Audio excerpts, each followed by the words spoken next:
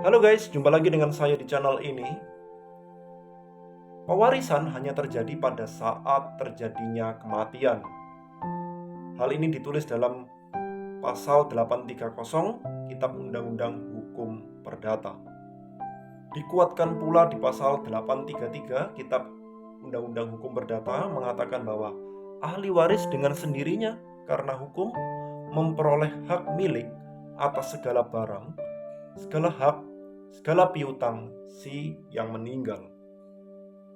Jadi, ketika ada orang meninggal begitu ya, sejak ia meninggal maka hukum ya menyerahkan harta benda itu kepada ahli warisnya. Terjadi secara serta-merta ya, begitu.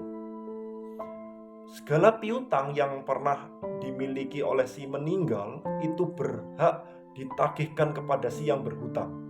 Ya, jadi si ahli waris ini berhak menagih piutang kepada orang atau entitas yang pernah berhutang kepada si yang meninggal. Namun, jangan lupa bahwa berlaku pula pasal 1100 Kitab Undang-Undang Hukum Perdata yang mengatakan bahwa ahli waris wajib menanggung hutang, hibah, dan surat-surat wasiat lain seimbang dengan warisan yang ia terima. Jadi ketika ia memutuskan untuk menerima warisan itu, maka kepadanya juga dibebankan kewajiban untuk melunasi utang-utangnya. Oleh sebab itu, ketika terjadinya atau diketahui bahwa nilai warisan itu lebih rendah daripada utang-utang, maka ahli waris atau calon ahli waris itu diberikan hak oleh hukum untuk mempertimbangkan menerima atau menolak warisan itu. Hal ini ditulis dalam pasal 1023 Kitab Undang-Undang Hukum Perdata.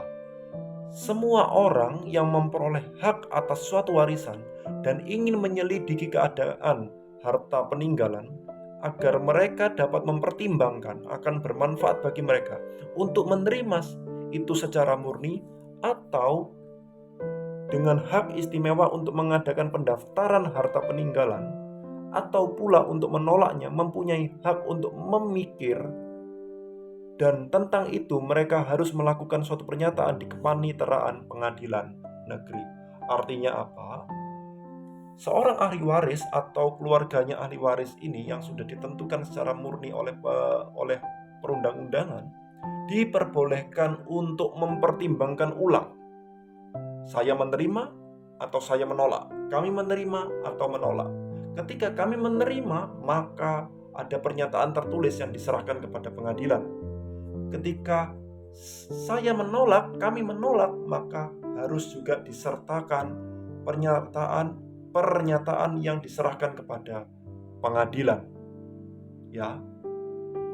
Jadi di dalam hak waris ada hak waris murni, yaitu hak waris yang sudah jelas kemudian ditentukan oleh undang-undang dan kepadanya ia menanggung segala kewajiban pihak yang meninggal itu semasa hidup, ya utang-utangnya tadi dan hibah-hibah itu tadi. Ada juga hak istimewa. Hak istimewa adalah hak untuk menyatakan menerima atau menolak dan membayarkan utang-utang itu sebatas pada warisan yang ia terima. Jadi kalau andai kata dia mengatakan bahwa ternyata warisan ini tidak terlampau banyak, maka lebih baik ditolak.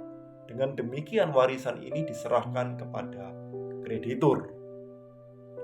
Ya, jelas ya teman-teman ya. Semoga video ini membantu pemahaman kita tentang waris perdata atau juga perdata umum.